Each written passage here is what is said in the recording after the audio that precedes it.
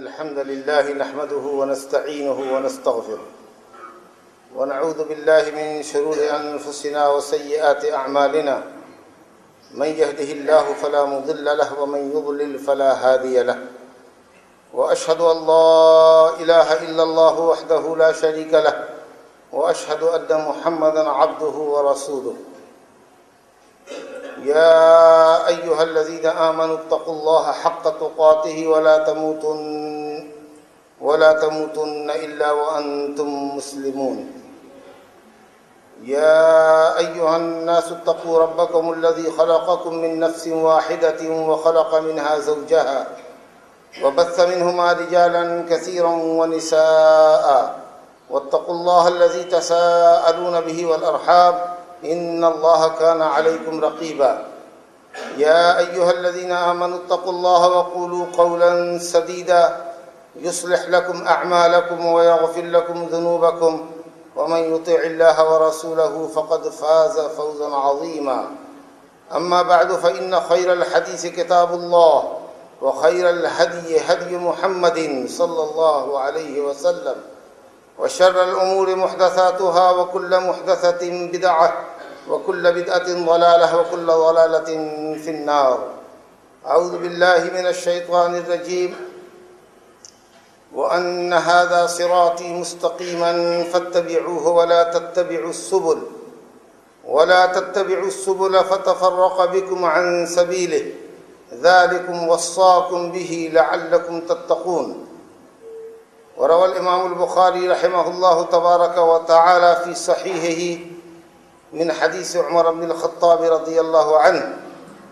قال رسول الله صلى الله عليه وسلم لا تطروني كما أطرت النصارى ابن مريم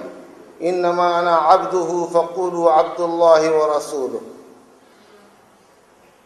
میرے دینی بھائیوں اور اسلامی بہنوں، اللہ اور اس کے رسول محمد صلی اللہ علیہ وسلم کی شریعت سے تمسک، شریعت کو مضبوطی سے تھامنے اور محدثات و بدعات اور غیر اسلامی رسم و رواج سے دامن بچانے اور کلی طور پر ان سے اجتناب کرنے کی زبردست تاکید اور تلقین و وصیت اللہ سبحانہ و تعالیٰ کی کتاب مقدس قرآن مجید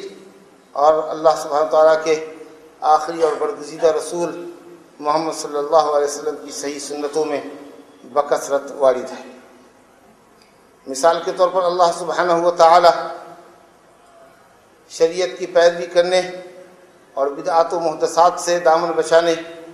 کی تلقین اور وصیت کرتے ہوئے فرماتا ہے وَأَنَّ هَذَا صِرَاطِي مُسْتَقِيمًا فَاتَّبِعُوهُ وَلَا تَتَّبِعُوا السُّبُلَ، سورہ انعام آیت نمبر 153۔ بے شک میری یہ راہ، یعنی جس راہ کی طرف قرآن اور صحیح حدیث مصطفیٰ بلاتی ہے، یہ سیدھی راہ ہے۔ قرآن اور سنت کی سیدھی راہ کی ہی پیروی کرو، ولا تتبعوا السبل، اور قرآن و سنت کے علاوہ راہوں کی، شہوانی راہوں کی، بدعی راہوں کی پیروی نہ کرو۔ اس کا بڑا نقصان یہ ہوگا کہ بدعات اور محدثات کی پیروی کرنے کے نتیجے میں صحیح ٹریک سے بھٹک جاؤ، قرآن و سنت کی راہ چھوڑ بیٹھو گے، اور قرآن و سنت کی راہ سے بھٹکنے کا مطلب ہلاکت، ضلالت اور بربادی اور آخرت کی دائمی رسوائی اور ذلت کن عذاب سے دوچار ہونا ہے۔ اللہ سبحانہ تعالیٰ فرماتا ہے، یہ اللہ سبحانہ تعالیٰ کی وصیت ہے، بہت تاکیدی حکم ہے کہ صرف اور صرف قرآن اور سنت کو فالو کرو، اس کے علاوہ کسی اور چیز کی پیروی نہ کرو، جھانکو بھی نہیں، تاکو بھی نہیں، رخ بھی نہ کرو اس کی طرف۔ یہ وصیت ہے، اگر اس وصیت پر تم عمل کرتے رہے تو متقی ہو جاؤ گے، شرک اور بدعت سے بچ جاؤ گے، جہنم سے بچ جاؤ گے۔ اللہ سبحانہ و تعالیٰ کے ارشاد ہے قُلْ إِن كُنتُمْ تُحِبُّونَ اللَّهَ فَاتَّبِعُونِي يُحْبِبْكُمُ اللَّهُ وَيَغْفِرْ لَكُمْ ذُنُوبَكُمْ وَاللَّهُ غَفُورٌ رَحِيمٌ، سورہ آل عمران آیت نمبر 31۔ اے نبی صلی اللہ علیہ وسلم کہہ دیجئے، لوگوں سے کہہ دیجئے، ان لوگوں سے کہہ دیجئے جو محبت الہی کا دم بھرتے ہیں، جو محبت الہی کا، محبت رسول کا بلند و بانگ دعویٰ کرتے ہیں، ان سے کہہ دیجئے کہ اگر واقعی تمہیں اللہ سے محبت ہے تو میری پیروی کرو. یعنی محمد صلی اللہ علیہ وسلم کی پیروی ہی اللہ سبحانہ تعالیٰ کی محبت کے دعوے کی دلیل ہے، یا بنیادی دلیل ہے، سب سے بنیادی اولین دلیل ہے. بس جو شخص محمد صلی اللہ علیہ وسلم کی کامل اور خالص پیروی نہیں کرتا، اس کا دعوی محبت الہی، دعوی محبت رسول صلی اللہ علیہ وسلم جھوٹا ہے، کھوکھلا ہے. گویا اتباع اور پیروی ہی نجات کی راہ ہے، محبت الہی کے حصول کا واحد ذریعہ ہے،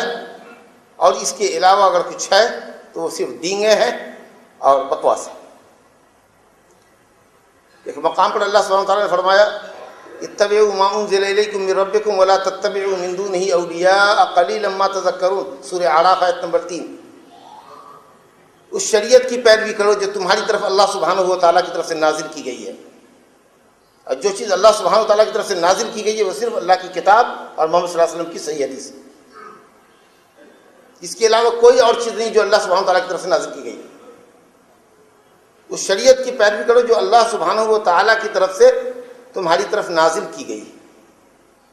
ولا تتبعوا من دونہ اولیاء، اور اللہ کے علاوہ کسی ولی کی، دوسرے کسی کی بھی پیروی نہ کرو.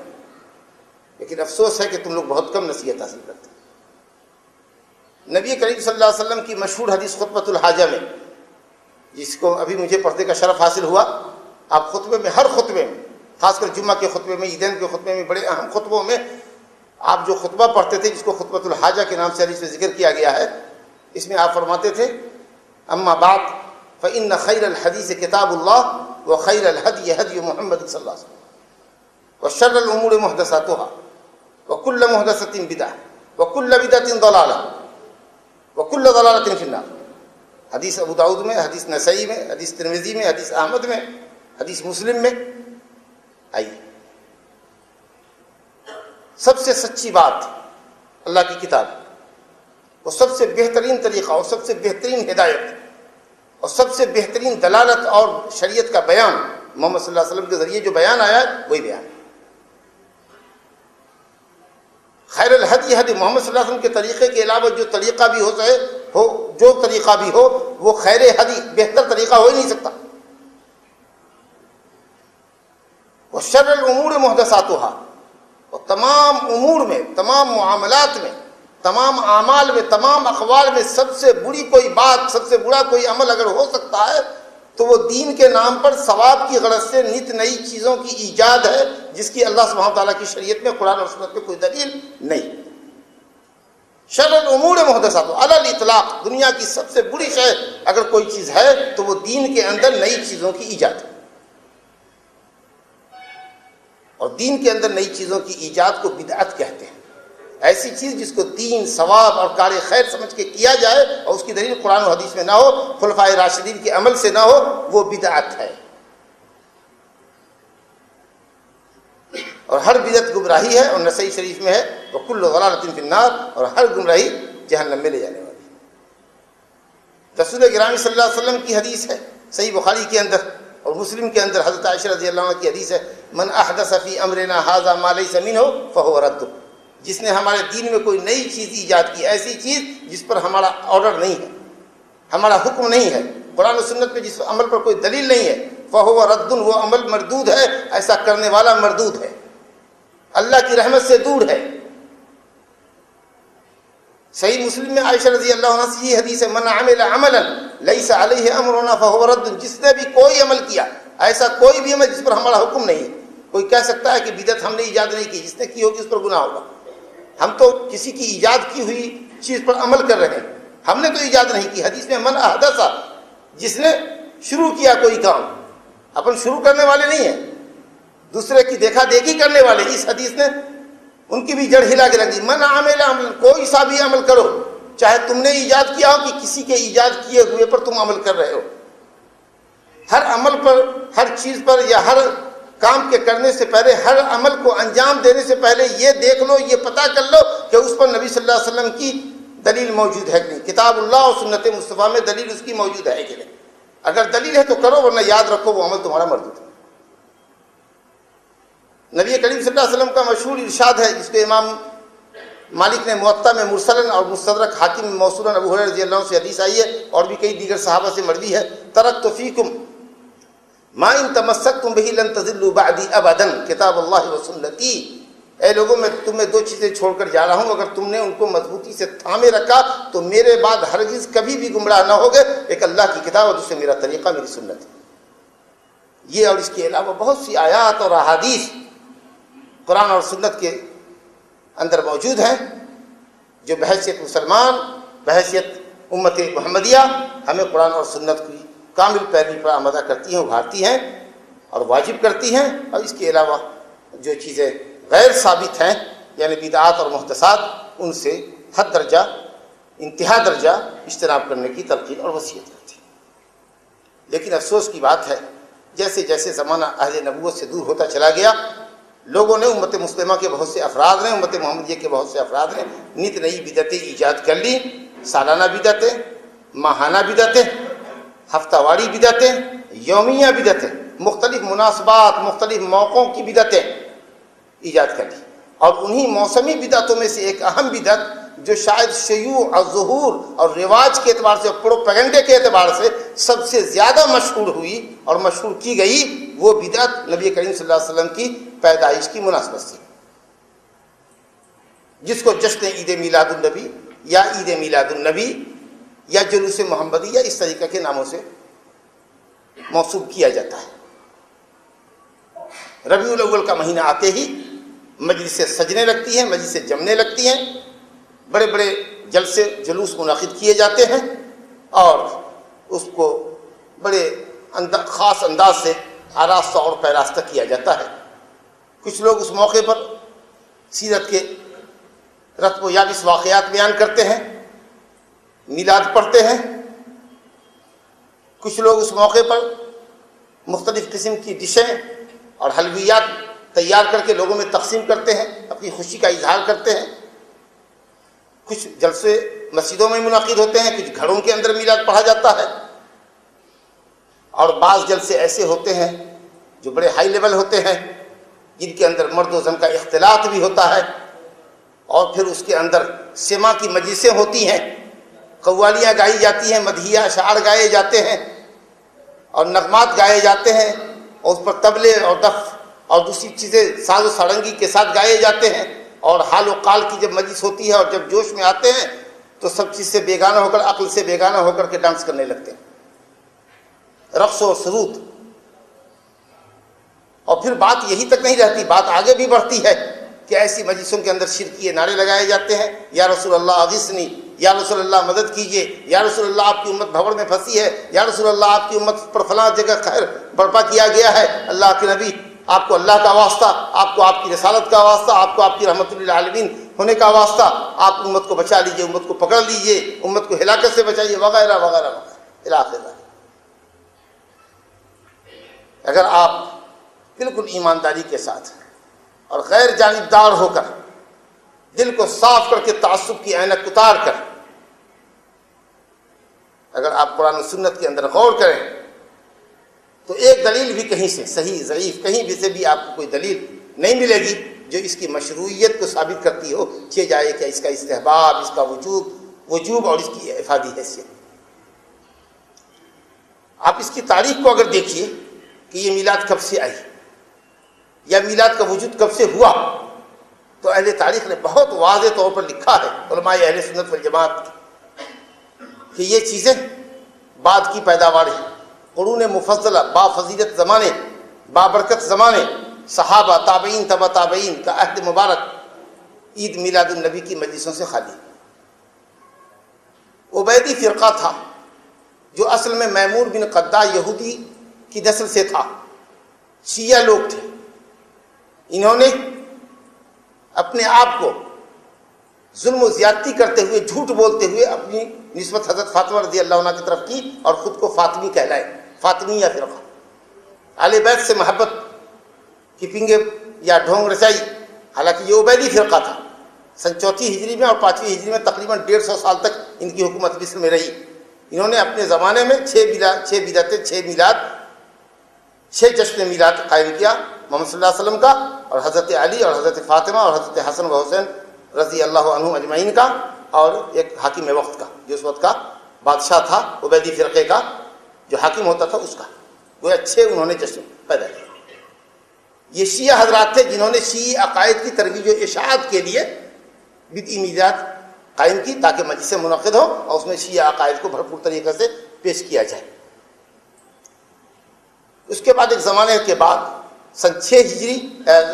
صدی ہجری کے آخر میں اور 7ویں صدی ہجری کے آغاز میں وہ موصل کے اندر ایک ملا عمر بن محمد نام کے مشہور بزرگ صوفی گزرے ہیں، انہوں نے اس چیز کو رواج دیا اور بادشاہ وقت نے ملک اربل نے اس کو اور فروغ دیا۔ اور علامہ ابن کثیر رحمۃ اللہ علیہ نے البدایہ والنہایہ میں لکھا ہے کہ یہ بادشاہ اس کا بڑا اہتمام کرتا تھا، اور اس موقع پر، میلاد کے موقع پر جو اس کے یہاں کھانے تیار ہوتے تھے اور کھانے کی دیگیں اور لنگر چڑھا کرتے تھے، تو اس میں لکھا ہے علامہ ابن کثیر نے بدایہ والنہایہ میں کہ 500 بھنی ہوئی بکریاں اور 1000 مرغے، 5000 بھنی ہوئی بکریاں اور 10,000 مرغے اور 1 لاکھ مکھن کے ڈبے، اور اس طریقے سے لکھا ہے کہ 30,000 بڑے صحنوں کے اندر حلوے پکوایا کرتا، لوگوں میں تقسیم کیا کرتا، اور ظہر کے وقت سے مجلس سماع اور قوالی کی جو چلتی رہتی تو فجر کے وقت تک چلتی پوری رات، یہاں تک کہ ان گمراہ صوفیوں کے ساتھ یہ بادشاہ بھی ڈانس کرنے لگتا، جس کو لوگ کہتے ہیں کہ ملک عادل، منصف، انصاف پر بادشاہ تھا، اچھا بادشاہ تھا، گویا کہ اس نے اس کو فروغ دیا۔ اس طریقے سے اگر آپ دیکھیے، اور پھر اس کے بعد جو لوگ آئے شیعوں کے ہمنوا، جو کہلاتے تو ہیں اپنے کو اہل سنت والجماعت، لیکن اپنے معتقدات، اپنے نظریات، اپنے اعمال کی اعتبار سے وہ شیعوں کے سگے بھائی ہیں، یا آپ کہہ لیجئے کہ خالہ زاد بھائی ہیں، ایک ہی سکے کے 2 رخ کہہ لیجئے۔ انہوں نے گرچہ اپنے آپ کو اہل سنت والجماعت کہتے ہیں، بالکل شیعوں کی منہ بھرائی میں ان کے شانہ بشانہ انہوں نے ان بدعات کو، بدعت میلاد کو خوب فروغ دیا۔ یہ ہے اس کا مبدا، اس کا منشا، اور یہ جو پیدا ہوئی ہے، اس کی جو تاریخ ہے، جو اس کی اسٹارٹنگ ہے، وہ اس کی تعلق اس سے ہے۔ آپ دیکھ لیجئے عہد نبوی، عہد صحابہ، عہد تابعین، تبع تابعین، تمام اس سے خالی۔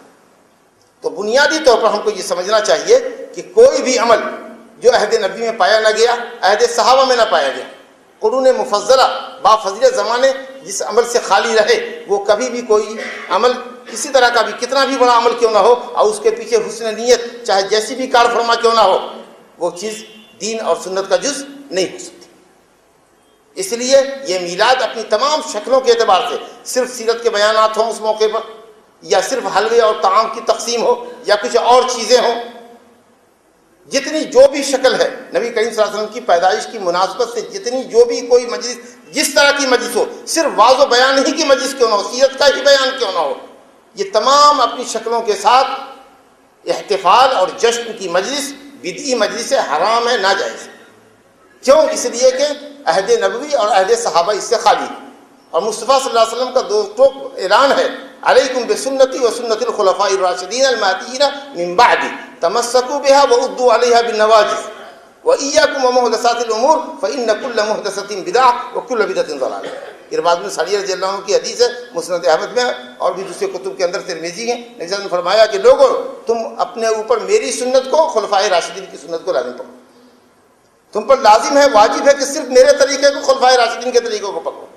اور بچو دین میں نئی نئی باتوں کی ایجاد کرنے سے۔ اس کا مطلب کہ جو چیز نبی صلی اللہ علیہ وسلم سے، خلفائے راشدین سے ثابت نہیں ہے، اگر وہ دین کی حیثیت سے کیا جاتا ہے، اگر وہ ثواب کی غرض سے کیا جاتا ہے تو وہ بدعت ہے، کیونکہ آپ نے کہا علیکم بسنتی، میرا طریقہ، میرے خلفائے راشدین کا طریقہ جو ہدایت یافتہ ہے، اور اسی کے بعد فرمانا ہے وإیاکم ومحدثات الامور، خبردار بدعات سے بچنا۔ اس کا مطلب کہ جو طریقہ محمد صلی اللہ علیہ وسلم سے، خلفائے راشدین سے ثابت نہ ہو وہ بدعت ہے، اور ہر بدعت گمراہی ہے۔ اللہ سبحانہ و تعالیٰ امام مالک رحمۃ اللہ علیہ پر رحم فرمائے، بہت زبردست بات انہوں نے کی ہے، اور وہ یہ کہ اگر کوئی شخص کسی طرح کی کوئی بدعت دین میں ایجاد کرتا ہے اور اس کو کار ثواب سمجھ کر کرتا ہے، اور اس کی شریعت میں کوئی دلیل نہیں ہے، تو اس کا سیدھا معنی اور مفہوم یہی ہے کہ وہ محمد صلی اللہ علیہ وسلم پر اتہام لگاتا ہے خیانت کا، نعوذ باللہ، کہ آپ نے دین کی کچھ باتیں امت سے چھپا لی، دین پورے طریقے سے آپ نے امت کے سامنے اجاگر نہیں کیا. اور جو آدمی اس طرح کا اتہام لگائے نبی صلی اللہ علیہ وسلم پر، بعد اس کے کہ اللہ فرماتا ہے الیوم اکملت لکم دینکم واتممت علیکم نعمتی ورضیت لکم الاسلام دینا، سورہ مائدہ آیت نمبر 3، کہ آج دین مکمل کر دیا ہے میں نے، اسلام مکمل ہو گیا. اب اسلام کی تکمیل کے بعد کہ اللہ رب العالمین خود اسلام کے کمپلیٹ ہونے کی گواہی دے رہا ہے، اس کے بعد اگر کوئی چیز دین کے اندر دین کے نام پر ایجاد کی جاتی ہے اور قرآن و سنت پہ اس کی کوئی دلیل نہیں ہے، تو اس کا مطلب صاف یہ ہے کہ ایسا کرنے والا اگر زبان قال سے نہیں، وائس سے نہیں کرتا ہے، اپنے عمل سے، اپنے ایکشن سے وہ یہ ثابت کر رہا ہے کہ اللہ کی کتاب مکمل نہیں ہے، اس کا دین مکمل نہیں ہے. ورنہ اس میں فاتحہ ہوتا، تیجا ہوتا، 40واں ہوتا، اور اس کے اندر عید میلاد ہوتا اور دوسرے طرح کی موسمی چیزوں کا ذکر ہوتا. اور جب یہ چیزیں قرآن میں اور سنت میں نہیں ہے، اس کا مطلب یہ ہے کہ نعوذ باللہ ثم نعوذ باللہ، اللہ تعالیٰ اپنے کلام میں کیا جھوٹا ہے، نعوذ باللہ.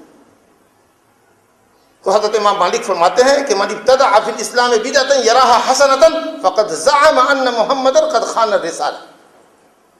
واللہ تعالی یقول الیوم اکملت لکم دینکم واتممت علیکم نعمتی الآیہ فما لم یکن یومئذ دینا لا یکن اليوم دینا. جو کوئی دین میں بدعت ایجاد کرتا ہے، کہتا ہے کہ یہ اچھی بدعت ہے، تو وہ نبی صلی اللہ علیہ وسلم پر اتہام لگاتا ہے کہ آپ نے دین کے سلسلے میں خیانت کی ہے، امت سے دین کو چھپا لیا کچھ، نعوذ باللہ. جبکہ اللہ تعالیٰ تکمیل دین کی بشارت دے رہا ہے. یاد رکھو، جو چیز عہد نبوی میں دین کا جز نہ تھی وہ آج بھی دین کا جز نہیں ہو سکتی، وہ آج بھی دین کا جز نہیں ہو سکتی. علامہ ابن کثیر رحمۃ اللہ علیہ لکھتے ہیں تفسیر میں کہ اہل سنت والجماعت ہر ایسے قول اور ہر ایسے فعل، ہر ایسی بات اور ہر ایسے کام کے متعلق جس پر نبی صلی اللہ علیہ وسلم کا حکم موجود نہ ہو، اہل سنت والجماعت اس کے متعلق فتویٰ دیتے ہیں کہ وہ بدعت ہے. کیونکہ اگر وہ خیر کا کام ہوتا تو صحابہ کرام رضوان اللہ علیہم اجمعین اس کی طرف سبقت کرتے. لہذا ہر وہ قول و فعل جس پر عمل صحابہ موجود نہ ہو وہ اس کی بدعیت کی دلیل ہے. کیونکہ اگر وہ خیر کا کام ہوتا تو صحابہ ہر خیر میں امت کے بعد میں آنے والے لوگوں کے مقابلے میں سب سے زیادہ لپکنے والے تھے، سب سے زیادہ خیر کے حریص تھے. اور پھر بھی صحابہ کی زندگی میں یہ چیزیں نہیں ہیں، اس کا مطلب ہے کہ وہ خیر نہیں، وہ شر ہے. اس کے ساتھ ہی یہ عید میلاد النبی یا اس طرح کے دوسرے موالید یا دوسرے جشن یا کسی کی حیات اور موت کے دن اور ڈے منانے، یہ سب در حقیقت آیا ہے دین نصارہ سے. مشرکین اور نصرانیوں کے دین سے ہمارے دین کے اندر دخیل ہے، یہ چیزیں داخل کر دی گئی ہیں. اور مشرکین سے تشبہ، یہود و نصارہ کی مشابہت اختیار کرنا حد درجہ حرام عمل ہے. نبی کریم صلی اللہ علیہ وسلم کی حدیث ہے ابو داؤد کے اندر، من تشبہ بقوم فہو منہ، حدیث جید الاسناد ہے، حدیث حسن الاسناد. جس نے من تشبہ بقوم، جس نے کسی قوم کی مشابہت اختیار کی، فہو منہم، وہ اسی میں سے ہے. گویا وہ امت محمدیہ میں سے نہیں. کس قدر حرمت ہے، شدید حرمت ہے قول کی، اور خاص کر دینی معاملات میں، دینی شعائر میں. آپ جس کام کو دین کا کام سمجھ کے کر رہے ہیں وہ آپ کے دین کی چیزیں دوسرے کے دین سے آئی ہے یا دوسرے کا طریقہ ہے. اب سب سے پہلے عیسائیوں نے حضرت عیسیٰ ابن مریم علیہ السلام کا جشن میلاد منایا، آپ نے اس کو لے لیا. نبی کریم صلی اللہ علیہ وسلم فرماتے ہیں خالف المشرکین، مشرکین کی مخالفت کرو، یہود و نصارہ کے تشبہ سے بچو، مشابہت سے بچو. ہم نے وہ چیزیں دوسروں سے لے لی. تو جو چیز یہود و نصارہ کے دین کا جز ہو یا یہود و نصارہ کا عمل ہو، غیر اسلامی رسم و رواج ہو، اس کو اپنے اختیار کرتے ہیں دین کا کام سمجھ کر کے اور دینی رسم سمجھ کر کے انجام دیتے ہیں، تو یہ حد درجہ حرام چیز ہے. تیسرے نمبر پر غور کیجئے کہ یہ چیز بدعت بھی ہے، یہود و نصارہ کی مشابہت بھی ہے، مشرکین کی مشابہت ہے. اس کے ساتھ ساتھ یہ غلو پر بھی مبنی عمل ہے. نبی صلی اللہ علیہ وسلم کے نام سے جو مجلس منعقد ہوتی ہے، بالکل واقعاتی نظر، تحقیقی نظر ڈالیے، بالکل سچی نظر سے دیکھیے اس معاملے کو، تو اس موقع پر نبی صلی اللہ علیہ وسلم کی تعریف کرتے کرتے کرتے واعظ حضرات اور قصہ گو حضرات اور مدحیہ، نعتیہ، کلمات اور کلام پیش کرنے والے شعراء حضرات اس قدر محمد صلی اللہ علیہ وسلم کی شان میں اور منقبت کی اس قدر غلو کرتے ہیں کہ اللہ اکبر، ابلیس بھی شرما جائے. وہ بالکل دائرہ اسلام سے نکل جاتے ہیں، اس طرح کے شرک کا مظاہرہ کرتے ہیں. استغاثہ، فریاد، ہر جملے پر یا رسول اللہ اغثنی، یا رسول اللہ مدد کیجیے، یا رسول اللہ فلاں، یا رسول اللہ فلاں، اور آپ کی تعریف میں اس قدر غلو کرنا، ان صفات سے آپ کو متصف کرنا جو صفات باری سبحانہ و تعالیٰ کی ہے. یہ ان کے علماء، خطبہ، واعظین اور ان کے شعراء کا وتیرہ ہے. نبی کریم صلی اللہ علیہ وسلم فرماتے ہیں خبردار لا تطرونی کما اطرت النصارى عیسی ابن مریم، اے لوگوں میری تعریف میں اس قدر مبالغہ آرائی مت کرنا، اس طرح مجھ کو حد سے آگے نہ بڑھانا میری تعریف کر کے، جس طریقہ سے عیسائیوں نے ابن مریم کی تعریف میں غلو کیا۔ اب کچھ لوگ مغالطہ دیتے ہیں، کنفیوز کرتے ہیں کہ عیسیٰ بن مریم کی تعریف میں نصرانیوں نے جس طرح کا غلو کیا، آپ نے کہا اس طرح مجھ کو مت بڑھاؤ۔ تو عیسیٰ بن مریم کو نصرانیوں نے ابن اللہ کہا، ہم ابن اللہ تو نہیں کہتے نا، تو نصرانیوں کی جیسے ہم کہاں آپ کی تعریف میں مبالغہ کرتے ہیں، ہم آپ کو اللہ کا بیٹا نہ کہیں، باقی جو چاہیں کہہ لیں۔ آپ تو یہ فرما رہے ہیں کہ میری تعریف میں اتنا مبالغہ نہ کرو جیسا کہ عیسائیوں نے عیسیٰ بن مریم کی تعریف میں کیا تھا۔ عیسیٰ بن مریم کو وہ ابن اللہ کہتے ہیں، اپن ابن اللہ تو نہیں کہتے، باقی جو چاہیں کہہ لیں۔ نعوذ باللہ، یہ مغالطہ ہے، سراسر دھوکہ ہے۔ خود آگے نبی صلی اللہ علیہ وسلم فرما رہے ہیں انما انا عبدہ، یاد رکھو میں صرف اللہ کا بندہ ہوں، مجھے اللہ کا بندہ اور رسول کہو۔ ایسی کوئی بھی تعریف جو مقام عبدیت اور مقام رسالت سے ٹکراتی ہوگی وہ بالکل اسی طرح کی مشابہت ہوگی تعریف میں غلو میں جیسا کہ عیسائیوں نے عیسیٰ بن مریم کے ساتھ کیا۔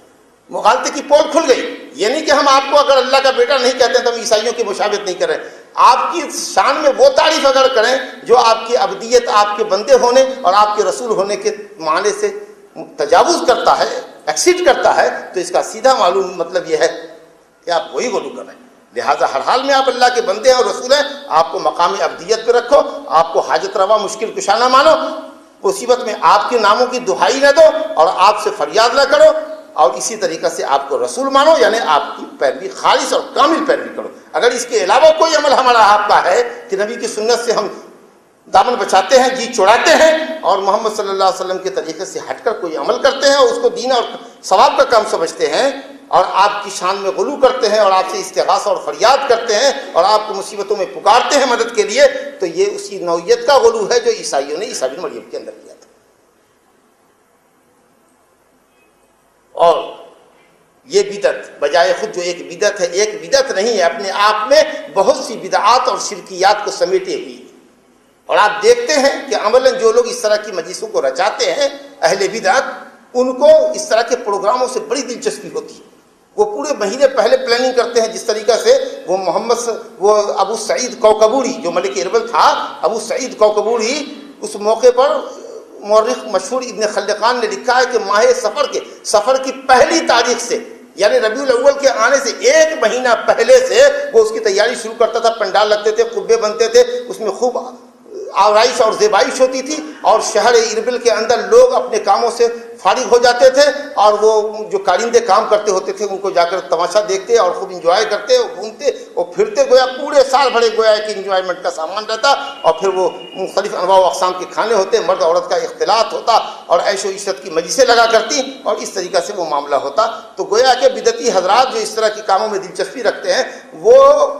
کئی مہینے سے یا کم سے کم مہینہ 15 دن پہلے سے اس کی پلاننگ کرتے ہیں کہ کیسے میلاد کی مجلس کرنی ہے، کیسے جشن میلاد کا جلسہ کرنا ہے، کیسے کیا کرنا ہے، اس کے چندے کیسے ہوں، یہ ہوں اور وہ ہوں، چنا ہو اور چنی ہو۔ اور مجھے یہاں پر کہنے دیجیے کہ یہ چیز اب دین کی تو کبھی نہ تھی، اور آج بھی دین سے اس کا کوئی جوڑ نہیں، البتہ پولیٹیکل اسٹنٹ ضرور ہے، اور نام و نمود جھوٹی شہرت حاصل کرنے کا بہت اچھا ذریعہ ہے۔ میں نے پہلے آپ سے عرض کیا تھا کہ اس کی ایجاد کرنے والے ان کے مجدین جو تھے وہ شیعہ تھے، انہوں نے اس کی آڑ میں شیعہ عقائد کو پھیلایا۔ دوسرے کچھ نام و نمود اور شہرت کے جو بندے ہوتے ہیں وہ اس میں لاکھوں روپے لٹاتے، پنڈال آج کا ہمارا، آج کا لنگر ہمارا، آج کا طعام ہمارا، آج کے پورے خرچے جلسے کے، بیتی مجلس کے جلسے کے خرچے 5 لاکھ ہوتے اپن دیتے، جی آج کا خرچہ فلاں کے نام سے، شہرت مل گئی۔ اسی طریقے سے کچھ لوگ دینی شہرت اور دینی نصرت اور حمایت اور لوگوں کی تائید حاصل کرنے کے لیے جو مذہبی پیشوا ان کے کہلاتے ہیں، وہ اس طرح کے جلسوں میں آگے آگے رہتے ہیں اور وہ جلوس کی قیادت کرتے ہوئے ہوتے ہیں تاکہ ایک بڑا سموں، بڑا جموں اور بڑا لشکر ان کے ساتھ ان کے فالوورز کا ہو جائے اور یہ سمجھے کہ صاحب یہ ہمارے لیڈر ہیں اور دینی پیشوا اور روحانی پیشوا ہیں۔ اسی طریقے سے کچھ تجار حضرات ہیں جو اس چیز کو بڑھاوا دیتے ہیں، حلوے کی تجارت عام ہو جاتی ہے، خوب پکوان پکتے ہیں، اس موقع پر لہو و لعب کی اشیاء بکتی ہے، جی اور بھی نہ جانے کیا کیا چیزوں کی تجارت ہوتی ہے، اور مولوی حضرات کے بھی کھانے پینے اور ان کے جیب بھرنے کا سامان اس کے موقع پر ہوتا ہے، گویا روزی روٹی کمانے کا بہترین یہ موسم ہوتا ہے، یہ لوگ اس کو بڑھاتے ہیں۔ کچھ فجار اور فساق قسم کے لوگ ہیں جو چاہتے ہیں کس طرح کی مجلس ہوگی، عورتیں سج دھج کے میلاد کی مجلسوں میں آئیں گی، انجوائمنٹ کا ایک ماحول ہوگا، بے حیائی بدکاری کرنے کے مواقع ملیں گے، تو وہ اس کو فروغ دیتے ہیں کہ نہیں ہونا چاہیے، خوب جم کے آگے آگے رہتے ہیں۔ کچھ جو پولیٹیکل لوگ ہیں یا سیاسی حکمراں ہیں، غیر اسلامی حکمران میں وہ لوگ جو کتاب و سنت سے دور ہیں، وہ اس موقع پر جلسوں میں آتے ہیں، افتتاح کرتے ہیں، فتح کاٹتے ہیں، اجلاس کی مجلس شروع کرتے ہیں، اور اس موقع پر بھاری بھرکم کسی پروجیکٹ کا اعلان کرتے ہیں کہ عید میلاد النبی کے مبارک موقع پر میں انسانیت کو، امت کو، اپنے شہریوں کو، اپنے ملک والوں کو یہ سوغات دیتا ہوں، ایک پروجیکٹ کا اعلان کرتا ہوں۔ یا کوئی بڑا سا ایک پروجیکٹ تیار ہے تو اس کا فیتہ کاٹنا ہے، انوگریل پروگرام ہے، تو وہ اسی موقع پر رکھیں گے، گویا کہ آپ امت کو بہت بڑا تحفہ دے رہے ہیں، یہ پیغام دے رہے ہیں کہ نبی صلی اللہ علیہ وسلم سے محبت، نبی صلی اللہ علیہ وسلم کے دین سے غیرت جو اس بادشاہ کو ہے، جو اس حکمراں کو ہے، جو اس سی ایم کو، پی ایم کو ہے، وہ کسی اور کو نہیں تھی۔ آپ یہ پیغام دینا چاہتے ہیں۔ اور غیر مسلم بھی جو سیاسی حضرات ہیں وہ بھی وہاں آئے، اور نبی صلی اللہ علیہ وسلم کے تعلق سے یہ نظریہ تو ماننے کو ہے نہیں کہ وہ آخری نبی ہیں، آخری رسول ہے، امت کے ہادی برحق ہیں، ان کی شریعت پر ایمان لانے میں نجات ہوگی، گویا کہ کوئی بہت بڑی تاریخی حیثیت ہے، کوئی بہت بڑی سیاسی حیثیت ہے ان کی۔ اسے کہا کہ محمد صلی اللہ علیہ وسلم بہت بڑے ریفارمر تھے، بہت اچھے بھلے انسان تھے، اور ان کی تعلیم یہ ہے اور ان کی تعلیم وہ ہے، گویا کہ وہ بھی کوئی آپ کے جیسے کوئی بڑے نیتا تھے، اسے نیتا کی حیثیت سے نیتا والا بیان دیا، اس کے بعد وہاں سے چلتے بنے اور یہ پیغام میسج دیا کہ یہ جو کافر ہے، مشرک، یہ یہودی ہے، یہ فرانس یا امریکہ کا یہ جو ذمہ دار ہے، یہ گویا کہ اسلام اور مسلمانوں کا سچا دوست ہے۔ یہ اور اس طرح کے جتنے فیکٹرز ہو سکتے ہیں اس کے پیچھے کام کرتے ہیں، اور جو چیز مفقود ہے وہ یہ ہے اس کی سنیت، کہ یہ سنت ہے۔ اب جو حضرات اس طرح کا عمل کرتے ہیں، ظاہر ہے کہ ان کے پاس بھی تو کچھ شبہات ہوں گے یا کچھ دلائل ہوں گے، وہ اپنے حساب سے سمجھتے ہیں کہ دلائل، حالانکہ وہ دلائل نہیں، بالکل مغالطات ہیں۔ میں اب مختصر جو وقت باقی ہے ہمارے لیے، اس میں چند ان کے شبہات کو آپ کے سامنے ذکر کرتا ہوں، جس سے وہ سیدھے سادے عوام کو گمراہ کرتے ہیں اور اس کی مشروعیت ثابت کرتے ہیں اور جذبات کو ابھارتے ہیں، جی اس کو ایموشنل بناتے ہیں، لوگوں کو کہتے ہیں کہ دیکھو عید میلاد کی مجلس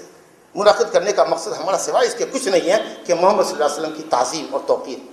آپ کی عظمت، بہت اچھی بات ہے۔ کون مسلمان کہے گا کہ محمد صلی اللہ علیہ وسلم کی تعظیم نہیں کرنی چاہیے، آپ کا توقیر نہیں، آپ کی توقیر نہیں کرنی چاہیے، آپ کا احترام نہیں کرنا چاہیے؟ کون مسلمان ہوگا بھلا جو توقیر نہیں کرے گا؟ لیکن یہ سمجھنے کی ضرورت ہے کہ کیا محمد صلی اللہ علیہ وسلم کی سچی توقیر، سچی تعظیم عید میلاد کی مجلس منعقد کرنے سے ہوگی یا کیسے ہوگی؟ تو سیدھی سی بات ہے کہ اللہ رب العالمین نے فرمایا کہ اگر اللہ سے محبت ہے، رسول سے محبت ہے، تو رسول کے احکام کی پیروی کرو، نہ کہ دین میں، رسول کے مکمل دین میں کسی چیز کا ایمنڈمنٹ، اضافہ اپنی جانب سے کرو۔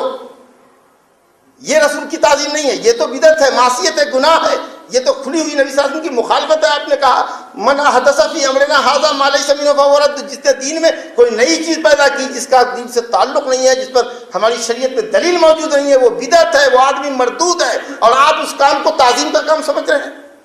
صحابہ کرام سے زیادہ انسانیت میں، امت کی تاریخ میں کوئی قوم نہیں گزری جنہوں نے محمد صلی اللہ علیہ وسلم سے زیادہ محبت کی صحابہ کے مقابلے میں۔ اور آپ حضرات کو معلوم ہو کہ عروہ بن مسعود ثقفی جو مشرک تھا، بعد میں مسلمان ہوئے رضی اللہ عنہ، جب صلح حدیبیہ کے موقع پر آئے تھے قریش کے نمائندہ بن کر کے، اور جب جا کر کے انہوں نے قریش کے سامنے حال بیان کیا تھا اصحاب محبت کی تعظیم کا،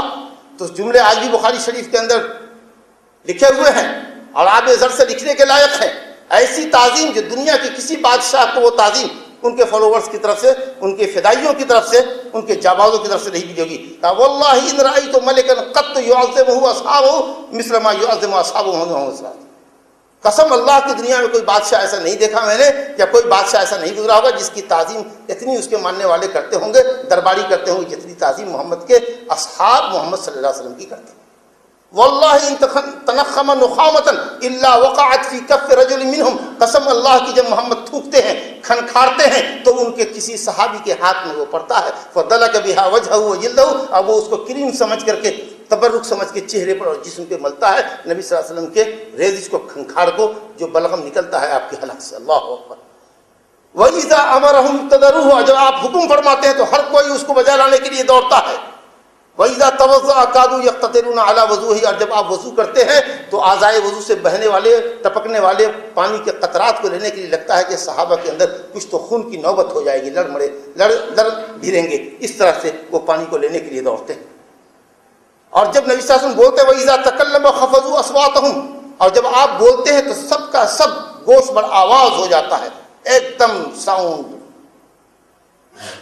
پن ڈراپ سائلنٹ، ایسا مجمع ہوتا ہے کہ گویا کہ سب لوگوں کے سروں پر چڑیا بیٹھے، یہ کیفیت ہوتی ہے۔ وَلَا يُحِدُّونَ النَّظْرَ إِلَيْهِ، اور اتنی تعظیم ہوتی ہے کہ آنکھ بھر کے دیکھ نہیں سکتے، اس شخص کی طرف نظریں اٹھا نہیں سکتے۔ ایک سب کی نظر جھکی ہوئی ہوتی ہے تعظیماً، وہ نظروں کو اٹھا نہیں سکتے۔ یہ صحابہ کرام جو اس قدر تعظیم کرتے تھے، جو اشارہ ابرو پا کر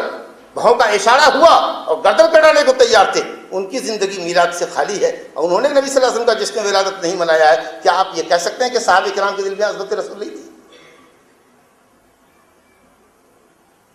کہنے والے یہ مغالطہ دیتے، اچھا دیکھو دنیا میں میلاد کی مجلسیں منعقد کرنے والوں کی تعداد دیکھو، اور نہ کرنے والوں کی اور منع کرنے والوں کی تعداد دیکھو۔ دنیا کی بھاری اکثریت شاید 99-95-99% لوگ عید میلاد مناتے ہیں، تم 1% ہو، تمہاری کیا حیثیت ہے؟ میں ایسے دوستوں کو یہ کہنا چاہتا ہوں کہ سن لو اور کان کھول کر سن لو، قلت اور کثرت کسی چیز کی صحت کا معیار نہیں۔ صحت کا معیار کسی چیز کے صحیح ہونے کا معیار اللہ کی کتاب اور نبی صلی اللہ علیہ وسلم کی سنت ہے، خلفائے راشدین کی سنت ہے۔ جو چیز دلیل سے مؤید ہوگی، اپرووڈ ہوگی قرآن اور سنت سے، وہ چیز حق ہوگی، چاہے اس پر عمل کرنے والا سنگل مین ہو، ایک اکیلا آدمی کیوں نہ ہو، وہی چیز حق ہوگی جس کے ساتھ دلیل ہوگی۔ اور اگر اکثریت کے ساتھ دلیل نہیں ہے، قرآن حدیث کی دلیل نہیں ہے، قسم اللہ کی وہ اکثریت گمراہ ہوگی۔ اور ہر زمانے میں دنیا کی اکثریت گمراہ لوگوں کی یہ باقی ہے، اور یہ اصول میں نہیں دیتا، اللہ پاک فرماتا ہے سورہ انعام آیت نمبر 116 میں، اپنے نبی کو کہتا ہے وَإِن تُطِعْ أَكْثَرَ مَنْ فِي الْأَرْضِ يُضِلُّكَ عَنْ سَبِيلِ اللَّهِ، اے نبی اگر دنیا کی اکثریت کی پیروی کریں گے آپ تو وہ آپ کو اللہ کے دین سے گمراہ کریں گے، کیونکہ اکثریت گمراہ لوگوں کی ہے۔ تو حق دلیلوں سے پہچانا جاتا ہے، افراد دلیلوں سے پہچانے جاتے ہیں، دلیل افراد سے نہیں۔ یہ فتویٰ فلاں پیر کا ہے، فلاں مولانا کا ہے، فلاں امام کا ہے، اس لیے صحیح ہے نہیں، فتویٰ اس لیے صحیح ہے، قول اس لیے صحیح ہے کہ وہ فتویٰ دلیل سے مطابق ہے، دلیل سے مؤید ہے۔ افراد دلیلوں سے پہچانے جاتے ہیں، دلیلیں افراد سے نہیں پہچانی جاتی۔ آدمی کی کیا حیثیت ہے؟ اگر کسی کا بھی شخص کوئی بھی قول، ابھی ماں باپ کا قول اگر نبی صلی اللہ علیہ وسلم کے حدیث سے ٹکرائے گا اس کی کوئی حیثیت نہیں، حاکم وقت کا قول نبی صلی اللہ علیہ وسلم کے قول و فعل سے ٹکرائے گا کوئی حیثیت اس کی نہیں۔ تو اس مغالطے میں مت پڑیے گا کہ اکثریت میلادیوں کی، اکثریت بدعتیوں کی، اکثریت قبر پرستوں کی ہے، اکثریت بت پرستوں کی ہے، اس لیے حق پر ہے، ہرگز نیور۔ وہ کہتے ہیں کہ ہم جلسہ اس طرح کا منعقد کر کے نبی صلی اللہ علیہ وسلم کی یاد کو تازہ کرتے ہیں، کیا برائی ہے؟ نبی کی یاد ہونی چاہیے کہ نہیں ہونی چاہیے؟ الحمدللہ، یہ بھی بھاری مغالطہ ہے۔ اس کو کہیے کہ وہ کوئی نیتا نہیں ہے ہمارے جن کو ہم سال میں ایک دن یاد کر لیا کریں، وہ ہمارے رسول ہیں، ہمارے دل کی دھڑکن ہے ایک طرح سے۔ ہمارا کوئی قول و عمل آپ کی سنت کے بغیر ہو ہی نہیں سکتا، ہماری کوئی اذان نہیں ہے جس میں اشہد ان محمد رسول اللہ کا کلمہ بلند نہ کیا جاتا ہو، ہماری کوئی اقامت نہیں جس میں اشہد ان محمد، ہمارا کوئی خطبہ نہیں جس میں اشہد ان محمد رسول اللہ نہ آتا ہو، ہماری کوئی تحیات نہیں جس کے اندر اشہد اللہ الہ الا اللہ و اشہد ان محمد رسول اللہ، ہمارا کوئی وضو نہیں جس کے بعد ہم یہ دعا نہ پڑھتے ہوں اشہد اللہ الہ الا اللہ و اشہد ان محمد عبدہ و رسولہ اللہم اجعلنی من التوابین واجعلنی من۔ اللہ فرماتا ہے وَرَفَعْنَا لَكَ ذِكْرَكَ، اے نبی ہم نے آپ کے ذکر کو تو ایسا بلند کیا ہے کہ کسی مسلمان کی زندگی کا کوئی لمحہ آپ کے ذکر سے اور آپ کی یاد سے تو خالی نہیں رہے گا، ہر وقت آپ کی یاد آئے گی۔ ایک کے یہاں بچہ پیدا ہوا، وہ سوچ رہا ہے، مولویوں سے پوچھ رہا ہے نبی صلی اللہ علیہ وسلم کی سنت کیا ہے، عقیقے میں کیا جانور کرنا ہے، کتنے دن کو کرنا ہے جی، اور فلاں مسئلے کو کیسے کرنا ہے، اور شادی کرنا ہے تو کیسے کرنا ہے، اور جنازہ پڑھنا ہے تو کیسے پڑھنا ہے، اور فلاں عمل کرنا ہے تو کیسے کرنا ہے۔ وہ تو کوئی بھی کام کرتا ہے، چاہے وہ مستحب ہو کہ واجب ہو، اگر دین کے نام پہ کرتا ہے، کوئی تجارت کرتا ہے، کوئی لون کہیں سے لیتا ہے، کسی سے کوئی اس کا ٹرم کنڈیشن کہیں بنتا ہے، دیکھتا ہے کہ شریعت پہ کیا ضابطہ ہے، محمد نے کیا فرمایا ہے۔ ایک مسلمان کی زندگی میں ہر وقت آپ کی محمد صلی اللہ علیہ وسلم کی یاد تازہ رہتی ہے۔ آپ ایک دن کی یاد تازہ کر کے کیا کریں گے، اور وہ بھی بدعی طریقے پر اور میلادی طریقے پر آپ کریں گے، یہ تو آپ کو سنت سے، شریعت سے، محمد صلی اللہ علیہ وسلم سے دور کر دیں گے۔ آپ کہتے ہیں اظہار محبت ہے، ماشاءاللہ اظہار محبت، محمد صلی اللہ علیہ وسلم سے محبت ہمارے ایمان کا جز ہے، بلکہ آپ نے فرمایا ہے، صحیح بخاری کی مشہور حدیث ہے نا، حدیث نمبر 15 اور مسلم میں حدیث نمبر 44، لا یؤمن احدکم حتی اکون احب الیہ من والدہ وولدہ والناس اجمعین، وہ شخص مومن نہیں ہو سکتا جو مجھ کو اپنی جان سے، اپنے باپ ماں کی جان سے، اپنی اولاد کی جان سے اور دنیا کے تمام انسانوں کی جان سے زیادہ محبوب نہ بنائے۔ لیکن اس محبت کا اظہار آپ کی سنت کی پیروی سے ہوگی، آپ پر بکثرت درود و سلام پڑھنے سے ہوگی، آپ کی سیرت کا دائمی مطالعہ کرنے سے ہوگی، اپنی زندگی میں آپ صلی اللہ علیہ وسلم کی سنت کو رچانا اور بسانا ہوگا اس طریقے سے، کیونکہ جو سچا محب ہوتا ہے کسی کا، وہ اس کی بات کا تابعدار ہوتا ہے، فرما بردار ہوتا ہے۔ شاعر نے کہا ہے لو کنت صادقا لاطعته لو کان حبک صادقا لاطعتہ ان المحب لمن یحب یطیع، اگر تمہاری محبت سچی ہوتی تو کامل پیروی محمد صلی اللہ علیہ وسلم کی زندگی میں ہوتی، تمہاری زندگی میں محمد صلی اللہ علیہ وسلم کی کامل پیروی ہوتی، کیونکہ جو سچا محب ہوتا ہے وہ اپنے محبوب کی ہر بات پر جان دیتا ہے۔ خود اللہ پاک نے فرمایا قل ان کنتم تحبون اللہ فاتبعونی یحببکم اللہ، اگر اللہ سے محبت ہے تو میری پیروی کرو۔ کل پیروی ہی محمد صلی اللہ علیہ وسلم کی کل محبت ٹھہری، اللہ اکبر۔ تو یقیناً محمد صلی اللہ علیہ وسلم سے محبت ہے۔ آخر میں ایک بات یہ بھی کہتا چلوں کہ کچھ لوگ کہتے ہیں کہ چلو مان لیا کہ محمد صلی اللہ علیہ وسلم نے نہیں کیا، صحابہ کرام نے نہیں کیا، لیکن بہت سے کام ایسے ہیں جو نبی صلی اللہ علیہ وسلم نے نہیں کیا اور بعد میں صحابہ نے کیا، تابعین نے کیا، تو وہ چیزیں بدعت نہیں ہوئی۔ ارے بدعت ہے بھی تو چلو بدعت حسنہ ہے، بدعت حسنہ ہے، اچھی بدعت ہے، کیا برا ہے اس میں؟ آپ کے وسلم کی سیرت کا بیان ہے، درود کی مجلس ہے، ذکر و اذکار کی مجلس میں کیا برا ہے؟ اگر وہ تمام تر برائیاں بھی ختم کر دی جائیں جو میلاد کی مجلسوں میں ہوتی ہے، جیسے شرکیہ نعرے، شرکیہ کلمات اور اس طریقہ سے وہ شرک و بدعات کے انداز، عورت مرد کا اختلاط، سما قوالی اور ڈانس وغیرہ سب کو بھی ہٹا دیجیے، صرف سیرت کا ہی بیان ہو، آپ کہتے ہیں کہ اس میں کیا برائی ہے، تو اس کی سیدھی بات یہ ہے کہ اس میں برائی یہی ہے کہ یہ وہ خیر ہے آپ کی نگاہ میں جو خیر اللہ کی نگاہ میں نہ ہے، نبی صلی اللہ علیہ وسلم کی نگاہ میں نہیں تھا، صحابہ کرام کی نگاہ میں نہیں تھا، مگر وہ آپ کی نگاہ میں خیر ہے۔ اس کی برائی کے لیے صرف اتنا کافی ہے کہ جو خیر، جو بھلائی، جو نیکی نبی کو نہیں سوجی، صحابہ کرام کو نہیں سوجی، خلفائے راشدین کو نہیں سوجی، وہ آپ کو سوجی۔ اس کا مطلب کہ ایک نیکی یا اس طرح کی کئی نیکیوں میں آپ نبی صلی اللہ علیہ وسلم سے رضو باللہ آگے بڑھ گئے، وہ تو پیچھے رہ گئے نیکیوں میں، آپ اس نیکیوں کے ذریعے آگے بڑھ گئے۔ کیسی جسارت ہے، کیسی محبت ہے، کیسی عظمت کا اظہار کرنا چاہتے ہو، کیا دنیا کو پیغام دینا چاہتے ہو بھائی؟ کہتے ہو کہ بدعت ہے، اچھی بدعت ہے، نبی کریم صلی اللہ علیہ وسلم ہر خطبے میں پڑھا کرتے تھے کل بدعت ضلالہ، ہر بدعت گمراہی، ہر بدعت گمراہی ہے، جو چیز بدعت ہے قسم اللہ کی وہ ہدایت ہو نہیں سکتی، وہ گمراہی ہے۔ اور آپ کہتے ہو نہیں کچھ بدعت اچھی ہے، کچھ بدعت اچھی ہے، گمراہی، ہر بدعت گمراہی نہیں ہے۔ آپ صلی اللہ علیہ وسلم ایک فارمولہ دے رہے ہیں، ایک اصول دے رہے ہیں، جی ایک رول ہے، اصل عظیم اسلام کا ایک اہم رول ہے، کل بدعت ضلالہ، جو کام قرآن اور حدیث میں نہ ہو، جو بات قرآن و حدیث سے ثابت نہ ہو، جو عقیدہ قرآن و حدیث سے ثابت نہیں ہو، اگر تم اس کو دین اور عقیدہ سمجھ کر اختیار کرتے ہو تو وہ بدعت ہے۔ آپ فرمائیں ہر بدعت گمراہی ہے، آپ کہنا کچھ بدعت اچھا ہی ہے۔ اب جب پتہ لگاتے ہیں کہ اس کا سرا کہاں سے ملتا ہے تو حضرت عمر فاروق رضی اللہ عنہ کو ایک قول کو دلیل بناتے ہیں کہ انہوں نے تراویح باجماعت پڑھائی، اپنے زمانے میں پڑھوائی، اور انہوں نے کہا کہ نعمت البدعۃ هذه، یہ ایک اچھی بدعت ہے، ایک اچھی شروعات ہے جو میں نے کی ہے۔ تو دیکھو حضرت عمر فاروق نے تو تراویح باجماعت شروع کروائی ہے اور اس کو اچھی بدعت کہا ہے، معلوم ہے کہ دین میں کچھ اچھی بدعت ہے۔ کہتے ہیں کہ قرآن مجید نبی صلی اللہ علیہ وسلم کے زمانے میں تو نہیں جمع تھا، ایک جلد میں قرآن جمع تو نہیں تھا، آپ نے قرآن کیوں جمع کیا ایک جلد میں؟ ایک جلد میں قرآن کیوں جمع کیا؟ حدیثیں نبی صلی اللہ علیہ وسلم نے تو نہیں لکھوائی تھی، پھر آپ نے حدیثوں کو کیوں جمع کیا؟ یہ اور اس طرح کی مثالیں دیتے ہیں۔ کچھ لوگ تو یہاں کہتے ہیں کہ جس طرز کی اینک آپ لگائے ہوئے ہیں نبی صلی اللہ علیہ وسلم نے تو یہ اینک نہیں لگائی تھی، جو گھڑی آپ باندھتے ہیں وہ اینک، وہ گھڑی تو نہیں باندھی تھی، جو بڑھیا جوتا موزہ شیروانی آپ پہنے ہوئے یہ تو نبی صلی اللہ علیہ وسلم نے نہیں پہنی تھی۔ یہ سب اچھی بدعت ہے، اچھا کام کر کے آپ سمجھ رہے ہیں، اور ہم جلسہ بنا رہے ہیں تو آپ کہتے ہیں چیز۔ بالکل ایمانداری کے ساتھ آپ غور کیجیے، تراویح کی نماز کو لیجیے، سب کوئی جانتا ہے اور رمضان میں خطبہ سنتے بھی ہیں کہ نبی صلی اللہ علیہ وسلم نے فرمایا کہ من قام رمضان ایمانا و احتسابا، جس نے رمضان میں ایمان رکھتے ہوئے اللہ پر اور ثواب کی غرض سے قیام کیا، تراویح پڑھا، تہجد پڑھا، جو بھی مانا کیجیے، تو اللہ اس کے اگلے گناہ کو بخشتا ہے۔ نبی صلی اللہ علیہ وسلم کا فرمان ہے کہ رمضان میں تراویح پڑھو، قیام لیل کرو۔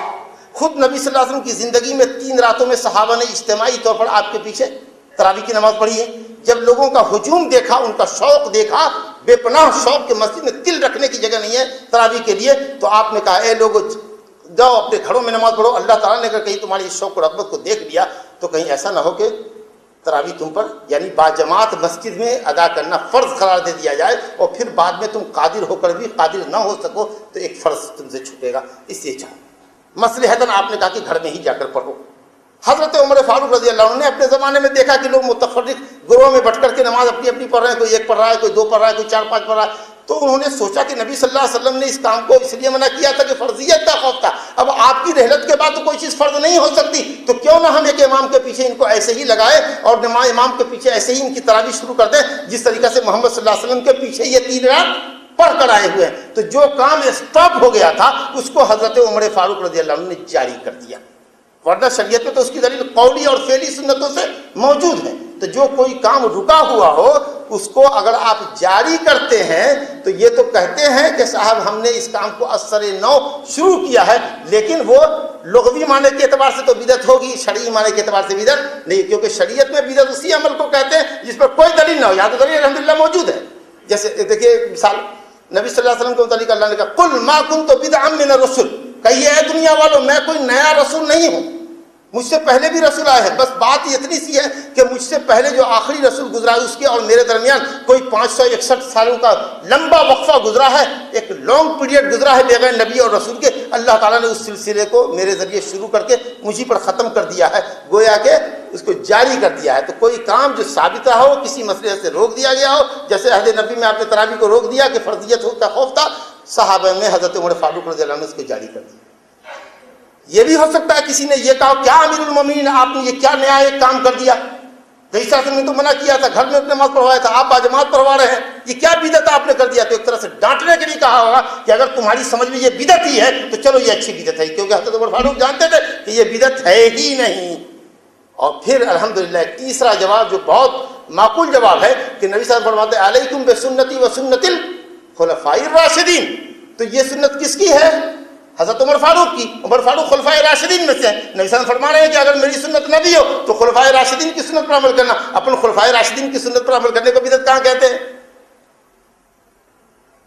کہتے ہیں قرآن مجید کیوں جمع کیا؟ نبی صلی اللہ علیہ وسلم کے زمانے میں قرآن لکھوا دیا جاتا تھا، مختلف پرزوں پہ قرآن تھا، مختلف چٹوں پہ قرآن تھا. حضرت ابو بکر رضی اللہ عنہ کو اللہ تعالیٰ پوری امت کی طرف سے جزائے خیر دے، اور حضرت عثمان ذی النورین رضی اللہ عنہ کو کہ اگر انہوں نے قرآن مجید کو جلدوں میں جمع نہ کیا ہوتا، کئی پرزے غائب ہو جاتے، تو قرآن مجید جو آج بالکل اسی شکل میں موجود ہے جس شکل میں اللہ پاک نے اس کو اتارا ہے وہ کبھی ہمارے درمیان نہ ہوتا. پوری امت کی طرف سے اللہ خلیفہ اول کو اور خلیفہ ثالث کو قرآن جمع کرنے پر، اس کا ایک نسخہ تیار کر کے آفاق و امصار میں اور دوسرے شہروں میں پھیلا دینے پر کہ قرأت میں اختلاف ہو رہا ہے، ایک دوسرے کو کافر فاسق کہہ رہے ہیں، اس جھگڑے کو انہوں نے ختم کر دیا کہ قریش کی زبان میں قرآن اترا ہے، جہاں قرأت میں اختلاف ہو قریش کے لینگویج کیا ہے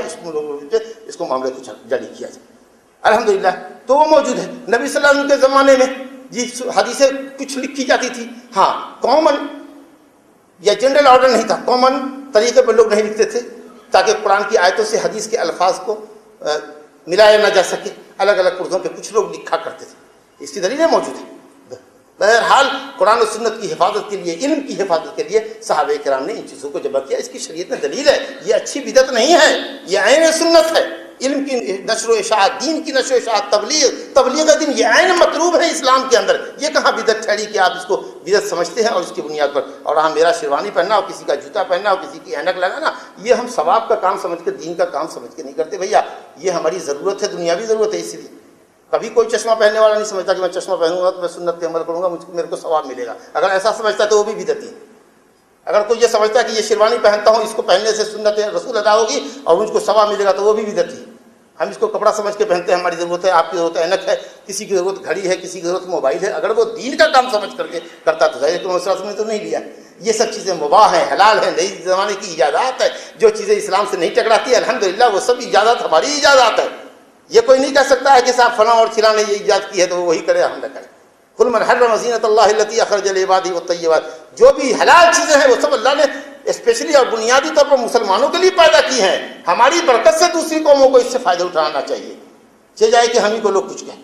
یہ اور اس طرح کی جو دوسری باتیں ہیں، یا نبی صلی اللہ علیہ وسلم کی سیرت کا جو مسئلہ ہے وہ الحمدللہ پوری امت سے مربوط ہے اور بہت گہرا ہمارا نبی صلی اللہ علیہ وسلم سے جوڑ ہے. اس لیے کسی ایک تاریخ کو متعین کرنا اور آپ کے اوپر جھوم جھوم کے درود گا لینا اور میلاد کی مجلسیں کر لینا اور جو نہ کریں ان کو محبت رسول سے خالی سمجھنا اور ان کے اوپر نہ جانے بھکتیاں کسنا اور کیا کچھ کرنا، یہ ساری چیزیں کچھ شیطانی اعمال ہیں. اللہ سبحانہ وتعالیٰ ہمیں اور آپ کو توفیق عطا فرمائے کہ ہم اپنی پوری زندگی میں محمد صلی اللہ علیہ وسلم کی سنت کو، خلفائے راشدین کی سنت کو لازم پکڑیں. اور جو چیزیں کتاب و سنت سے ثابت نہیں ہیں اللہ کے لیے اس کو دین کا کام ہرگز نہ سمجھیں. اپنے آپ کو بچائیں، اپنے بچوں کو بچائیں. اس طرح کی بدعی مجلسوں میں، بدعی تقاریب میں کسی طرح کی کوئی رقم خرچ نہ کریں اور پھر اس میں شرکت کر کے بھی ان کے جتھے کو مضبوط نہ کریں. اپنے قلب سے، اپنے بیان سے اصلاح کریں، لوگوں کو سمجھانے کی کوشش کریں. شاید اللہ تعالیٰ لوگوں کو ہدایت عطا فرمائے. اللہ تعالیٰ رؤوف رحیم. صلی اللہ علیہ وسلم وبارک علی نبینا محمد وآلہ وصحبہ اجمعین وآخر دعوانا الحمد للہ رب العالمین. اقول قولی ھذا واستغفر اللہ لی ولکم.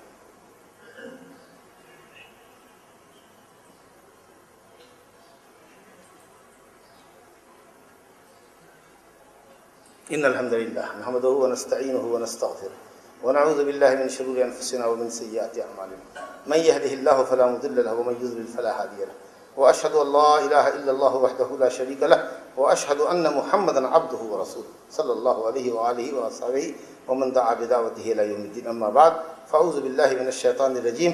یوم تبیض وجوہ وتسود وجوہ، یہ سورہ آل عمران کی ہے. حضرت عبداللہ بن عباس مفسر قرآن فرماتے ہیں کہ قیامت کے دن کچھ چہرے روشن تاباں اور منور ہوں گے اور کچھ چہرے سیاہ ہوں گے. اس کی تفسیر انہوں نے فرمائی کہ جن لوگوں کے چہرے روشن ہوں گے وہ اہل السنت ہوں گے، اہل الجماعہ ہوں گے، اہل الحدیث ہوں گے، حدیث پر عمل کرنے والے اور صحابہ کے طرز پر، صحابہ کے منہج پر جینے والے، قرآن اور حدیث کو اپنا مٹھو بنانے والے، قرآن مجید کو اپنا امام بنانے والے، ہر قول اور عمل کی تائید قرآن و سنت سے حاصل کرنے والے لوگ، جماعت سے صحابہ کرام کی جماعت کے مطابق، جماعت اور صحابہ کرام کی جماعت کے طریقے پر جینے والے لوگ، چاہے وہ قیامت تک کیوں نہ آئیں. تو سنت والے، حدیث والے اور صحابہ کے طرز والے، جو عمل صحابہ کی زندگی میں نہیں ہے، وہ لوگ اپنے آپ کو اگر کہیں ہم اہل سنت ہیں، اہل الجماع ہے، تو یہ عجیب سی بات ہوتی ہے. برعکس نہند نام زنگی کا، آقا کو غلام کہہ دیجئے، غلام کو آقا کہہ دیجئے، دن کو رات کہہ دیجئے، رات کو دن کہہ دیجئے. آپ کو حدیث سے محبت نہیں ہے، حدیث میں کوئی دلیل نہیں ہے، صحابہ کی زندگی میلاد سے خالی ہے، نام رکھتے ہیں آپ اہل السنہ والجماع. اہل السنہ و اہل الحدیث، اہل الجماع صحابہ کے طریقے پر رہنے والے، قرآن اور سنت کو فالو کرنے والے لوگ، ان کے چہرے قیامت کے دن روشن ہوں گے. اور اہل بدعت کے چہرے، اہل ہوا و ہوس کے چہرے، جو نفسانی باتوں کو لیتے ہیں، جو باتیں اچھی لگتی ہیں ان کو لیتے ہیں، قطع نظر کے دین میں اس کا کوئی استھان، کوئی مقام ہے کہ نہیں ہے. جو من کو بھا گیا، جس میں پولیٹیکل کوئی فائدہ ہے، کوئی سیاسی فائدہ ہے، کوئی مذہبی فائدہ ہے، کوئی پیشوائی اس میں ہم کو مل رہی ہے، نام و نمود شہرت مل رہا، بس اس کا جھنڈا لے کے کھڑے ہو گئے، کہا نہیں تو جھنڈا وہیں گاڑیں گے، ندی وہیں سے نکالیں گے جہاں ہم چاہتے ہیں، اس کا دھارا موڑ دیں گے اپنے مطلب کے لیے. تو جو لوگ اس طرح کے ہیں اور شریعت کو گویا کہ اپنی انا کا مسئلہ بناتے ہیں، یا شریعت کے مقابلے میں اپنی انا کو اہمیت دیتے ہیں، یا دوسرے سطحی قسم کے اور نہایت گھٹیا قسم کے مقاصد رکھتے ہیں اور اس طریقے سے کرتے ہیں، جو اہل ہوا و ہوس ہیں، اہل بدعت و ضلالت ہیں، ان کے چہرے قیامت کے دن کالے ہوں گے. اللہ تعالیٰ امام زہری پر رحم فرماتے ہیں من تمسک بسنت نجا، جس نے سنت کو مضبوطی سے پکڑا وہ دنیا اور آخرت ہر جگہ فائز المرام ہوا، نجات اسے مل گئی. جس نے سنت کی راہ چھوڑی وہ ہلاک ہوا، ذلیل رسوا ہوا. آئیے نبی صلی اللہ علیہ وسلم پر درود و سلام پڑھتے ہیں، کیونکہ نبی کریم صلی اللہ علیہ وسلم پر خود اللہ اور اس کے فرشتے درود و سلام بھیجتے ہیں. اللہ سبحانہ وتعالیٰ کا ارشاد ہے، اعوذ باللہ من الشیطان الرجیم، ان اللہ وملائکتہ یصلون علی النبی یا ایھا الذین آمنوا صلوا علیہ وسلموا تسلیما صلی اللہ علیہ وعلی آلہ وصحبہ وسلم. اللہم صل علی محمد وعلی آل محمد کما صلیت علی ابراہیم وعلی آل ابراہیم انک حمید مجید. اللہم بارک علی محمد وعلی آل محمد کما بارکت علی ابراہیم وعلی آل ابراہیم انک حمید مجید. عباد اللہ رحمکم اللہ، ان اللہ یأمر بالعدل والإحسان وإیتاء ذی القربى وینہی عن الفحشاء والمنکر ولذکر اللہ اکبر واللہ یعلم ما تصنعون.